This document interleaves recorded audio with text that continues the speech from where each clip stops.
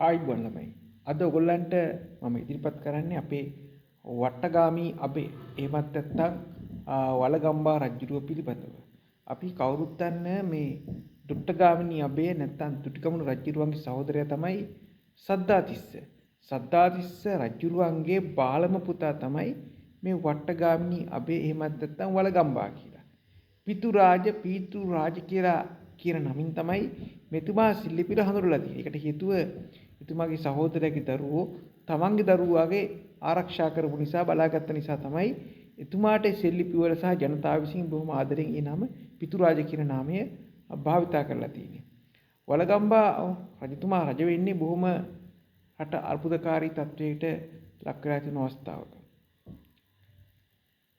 මේ දුටුගැමුණු රජතුමාගේ සහෝදර සද්ධාතිස්ස රජතුමාගේ බාල පුතෙක් කිච්ච මේ රජතුමාට කලින් හිටියේ කල්ලටනාග රජුරුවෝ. කල්ලටනාග රජුරුවව ඝාතනය කරලා මහරට්ටක් කියන හමුදාපතිවරයා රාජ්‍ය බලය අත්පත් කරගන්නවා. මේට සමගාමීව මේ කාලේ ලංකාවේ දකුණු පළාතේ නකුල ගාමේ තිස්ස කියලා බ්‍රාහ්මණයෙක් කැරැල්ලක් ඇති කරලා තිබුණා. මේ කැරලි නායකයා රාජ්‍ය බලය ලබා ගන්න තමයි උත්සාහ කළේ. මේ රටේ තියෙන මේ අර්බුදකාරී තත්ත්වය ප්‍රයෝජනගත අපේක්ෂා කළ ඉන්දියානු ආක්‍රමණිකයෝ ආක්‍රමික සේනා 7ක් ශ්‍රී ලංකාව ආක්‍රමණය කරන්න මහා තිත්තේ නැත්නම් මහා තොට්ටු ගොඩ බහැලා රටේ අගනුවර දෙසට එන ගමන් රට බොහොම අභියෝගයට ලක් වෙච්ච තියෙන අවස්ථාවක්. මේ අවස්ථාවේ රජතුමා කල්පනා කරනවා මේ මහා රට්ටක සෙනෙහුව ඝාතනය කරලා Tamanට හිමි වූ රාජ්‍යරුමි ලබාගත්ත වලගම්බා රජුව කල්පනා කරනවා මට ඉන්දියානු ආක්‍රමණයයි ලංකාවේ දකුණේ නකුල ගාමේ තිස්ස බ්‍රාහ්මණයගේ කැරළටයි දෙකම එකවර මුහුණ දෙන්න අපහසුයි. මගේ රාජ්‍ය බලය ප්‍රමාණවත් වෙන්නේ නැහැ. ඒ නිසා රජතුමා තිස්ස බමුණට දන්වලා යනවා ඔබ සතුරන්ගේ රට ආරක්ෂා කරන ආක්‍රමණික රට බේරගන්න ඔබට රාජ්‍ය ලබා ගන්න පුළුවන් කියලා. ඉතින් මේ උද්දවයට පත්වෙච්ච මේ තිස්ස බමුණ ඇතුළු කැරලිකාරයෝ මේ ඉන්දියානු ආක්‍රමණිකයට විරුද්ධව සටන් කරන්න කියලා පරාජයටපත් වෙනවා. ඊළඟ රජතුමා තමන්ගේ රාජකීය හමුදාවත් එක්ක මේ මහතිත්තෙන් ගොඩ බැව සතුරන්ට විරුද්ධව සටන් කරනවා. හැබැයි රජතුමාට පුළුවන් කමක් නැහැ මේ සතුර පරාජයටපත් කරන්න. හමුදා සේනාංක 7ක්. ඉතින් මේ සටනේදී රජතුමා පරාජයටපත් වෙනවා. ඒ නිසා රජතුමාට සිද්ධ වෙනවා ජීවිත ආරක්ෂණ ලංකාවේ දකුණට පලා ගිහිල්ලා මනකින් තරක් ගන්න. ඉතින් මේ අවස්ථාවේ රජතුමා සහ විසව ඇතුළු රාජකීයෝ අශ්ව කරත්තයකින් ලංකාවේ දකුණු පළාතට පලා යන අවස්ථාවේ සතුරන්ට ඇහෙන්න රජතුමා දුහු බෙදගෙන ආපු සතුරන්ට ඇහෙන්න මේ ජෛන පූජකෙක් කෑ ගහලා කියනවා මේ ගිරි තමයි යාගේ නම මේ ගිරි කියන පූජකයා කෑ ගහලා කියනවා අන්න මහා කළු සිංහලයා පෙරදිලා පැරලා යනවා කියලා. ඉතින් මේක හැවිච්ච සතුරෝ රජතුමා පස්සේ වේගින් එළවගෙන ආවා. අසකරත්තේ වේගය මදි රජතුමාට පලා යන්නේ. රජතුමාගේ බිසව තමගේ ජීවිතය පරිත්‍යාග කරමින් අසකරත්තෙන් බහිනවා. රජතුමාට සිද්ධ වෙනවා බිසව දාලා මන බේර ගන්න පලා යන්නේ. රජතුමා ඒ කලේ බිසවට ආදරේ නැති නිසා නෙමෙයි.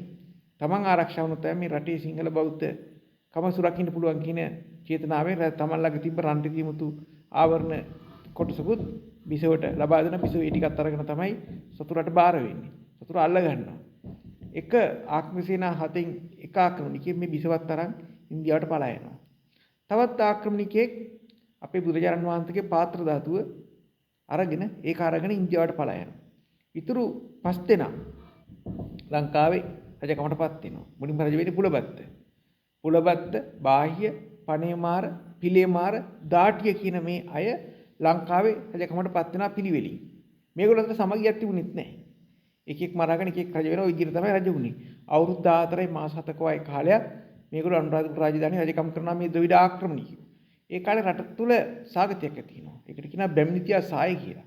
වසර 12ක් වගේ කාලයක දිගට වෙහි වහින්න නැතුව මිනිස්සුන්ට කන්න බොරු නැති වෙලා මිනිස්සු මිනිමස් කන තත්ත්වයට බවට පත් වෙලා තිබුණා. ඒ කාලේ සමහර පන්සලයන්ේ හාමුදුරුවෝ අල්ලගන්න. හාමුදුරුවෝ අල්ලගෙන හිට බණ අහන්න නෙමෙයි.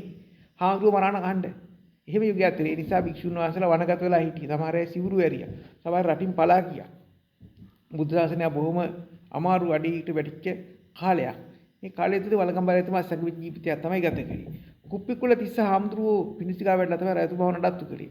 රජතුමා බොහොම ආරක්ෂිතව සැඟවිලා ඉඳලා ක්‍රමානුකූලව සේනා සංවිධානය කරලා මේ අන්තිම ආක්‍රමණික පාලකයා විච්ච දාටිය කියන දෙමළ පාලකයා දෙවිඩ පාලකයා ආක්‍රමණිකයා මරලා දාලා නැවත අනුරාධපුර රජ වෙනවා. රජ වුණාට පස්සේ Tamanට අපහාස කරව ගිරි කියන නිකන්ටයාගේ ආරාමයේ කඩලා එතන හදනවා පන්සලක්.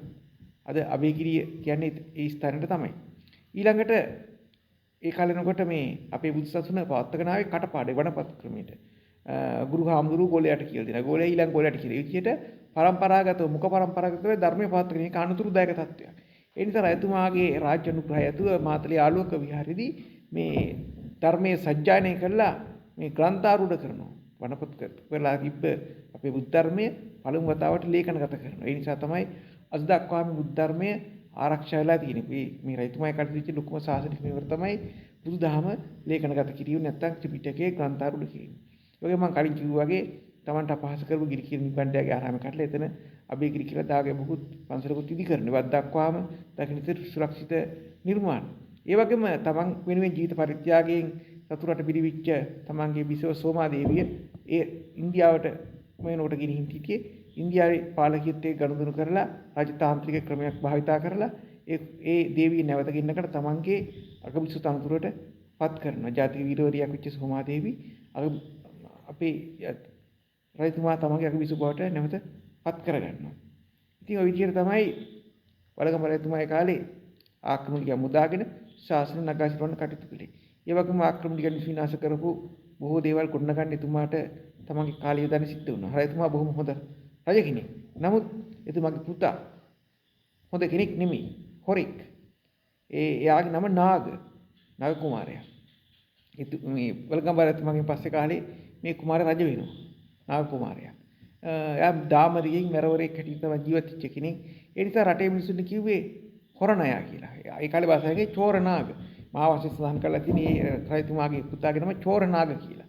චෝරනාග කියන්නේ හොරණයා කියන එක. නම නාග හොරණයා කියලා තමයි නම් කරලා තියෙන්නේ. හොඳ තාත්තා හඳුනාට පුතා හොඳ කෙනෙක් නෙමෙයි. නමුත් වළගම් රජතුමා කියන්නේ අපේ රටේ ආක්‍රමණිකයන් ගලවගත්ත රට උද්ධාව නගා සිටපු රට සේවයක් කරපු වැව මුළු දාගැප් ඉදි කරපු රජෙක්. රජතුමා තමන් රාජ්‍ය බලය හම්බෙච්ච කාලේ සැඟවලා හිටපු බොහෝ ගල් ගුහා වගේ ස්ථාන පස්සේ කාලේ මේ ප්‍රතිස්ථාපනය කළා විහාරස්ථාන බඩපත් කළා ගල්ලෙන් බඩපත් කළා කටාරම් කොටලා වික්ෂුන් වහන්සේට පූජා කරලා තියෙනවා. රජතුමාගේ ඒ පූජා කරපු බොහෝ ලෙන් රටේ නොයෙකුත් තැන් වලින් හම්බ වෙනවා.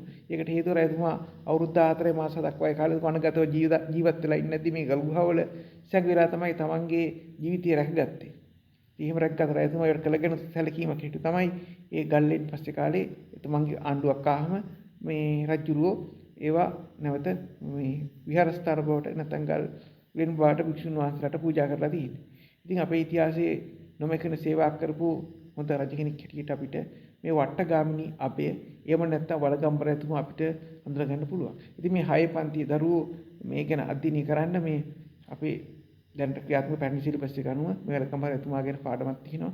ඒ පාඩම කීපාරක් කියවලා තමන්ගේ ඥාන ශක්තියට ඒ රජතුමාගේ තොරතුරු ටික එකතු කරගන්න අපි අපේ ඉතිහාසය ගැන දැන ගැනීම අපිට හැම අතින්ම ප්‍රයෝජනවත් වෙන අපිට අපේ උරුමය රකින්න දැනගන්න තියෙන එකම උපුව තමයි ඉතිහාසය. ඒ නිසා ඉතිහාස විෂය අධ්‍යයනය කරලා තමන්ගේ දැනුම පාදා ගන්න අතීතයේ විච දේවල් වර්තමානයේත් වෙනවා අනාගතෙත් වෙනවා. සුද්ධම කියලා තියෙන ඉතිහාසය රිපීට් කියලා. ඉතිහාසයේ අතීත විච දේවල් වර්තමානයේ වෙනවා අනාගතෙත් වෙනවා. ඒ නිසා වර්තමානයේ වෙන දේවල් තේරුම් ගන්නත් අනාගතයේ වෙන ඒවට සූදානම් වෙන්නත් අපිට ඉතිහාසය කියන විෂය උගක් ප්‍රයෝජනවත් වෙනවා. අපිට අපේ අයිතිය ඔප්පු කරන්න පුළුවන් එකම විෂය තමයි ඉතිහාසය. ඉතිහාසයක් තිබුණ જાතියක් කවදාකවත් පහළට යන්නේ නැහැ. ඉතිහාසයෙන් බොහෝ ආදර්ශ අපිට ගන්න පුළුවන්. දැන් හොඳ උදාහරණයක් තමයි අපේ රටේ අසමගිය තිබ්බ අවස්ථාවලදී ඉන්දියන් ආක්‍රමණිකයෝ අපිට ගහලා අපේ රට ඇල්ලුවා. මේ වළගම් තමයි කාලෙත් තුනේ ඒක. ඕක වර්තමානෙත් වෙන්න පුළුවන් ආයෙත් වෙන්න පුළුවන්. අපේ මහාවාසය ආරම්භ බැලුවම අපිට වැඩිම වාර ගණන් ආක්‍රමණය කරලා තියෙන ඉන්දියාවේ. හැබැයි ඒල්ල කරපු හැම ආක්‍රමණය හිල්ල තියෙන්නේ අපේ පාලකයෝ දුර්වල වෙච්ච අවස්ථාවේදී, මෝඩ වැඩ කරපු අවස්ථාවේදී. ඕක වර්තමාන පෘතුගීසි ලන්දේසි ඉංග්‍රීසි වලටත් ඔය කතන්දරේම. ඒ වගේම අපේ රට හිටිය පාවා දෙන්න. පාවා දෙන්න නිසා තමයි අපේ ඉතිහාස බොහෝ වෙලාවට නැති වෙලා තියෙන්නේ. දැන් හොඳ උදාහරණයක් අපේ අත තීට ගත්තාම අපේ රාණ රජුගේ පරාජය වෙන්න ලොකුම හේතුවක් උනේ එයාගේ මල්ලි විභීෂණ. විභීෂණ රාම කුමාරට එකතු වෙලා රාවණ රජතුමාට එරෙහිව කටයුතු කළේ. ඉතින් ඔය සත්‍ය මහනුවරගේ දක්වාම වළංගුයි. අපේ රටේ ඉන්න සමහර නායකයෝ රට නායකයෝ නිලමෙලා බොහෝ විට ඉංග්‍රීසින්ට පක්ෂපාත වැඩ කිරීම නිසා අපිට හිටපු අපේ අන්තිම රජුරු අපිට නැති වුණා. ඒක නිදහස ලබා ගන්න පස්සේ කාලේ කැරලි ඇති කළාම ඒ කැරලි පාවා දුන්න නායකයෝ හිටියා. අපේ සිංහලයි. ඒ විදිහට මේ අපිට බොහෝ කරුණු අතීත වර්තමාන හැම පිටම දැනගන්න පුළුවන් මේ ඉතිහාසය. දැනගත්තා අපිට පුළුවන් ඒ අනුව අපිට අපේ ගමන් මාර්ගය තීරණය කරන්න. හොඳයි. නැවත මේ වගේ පාඩමක් තුලින් හමු වෙනතුරු ඔබට සමට ජය.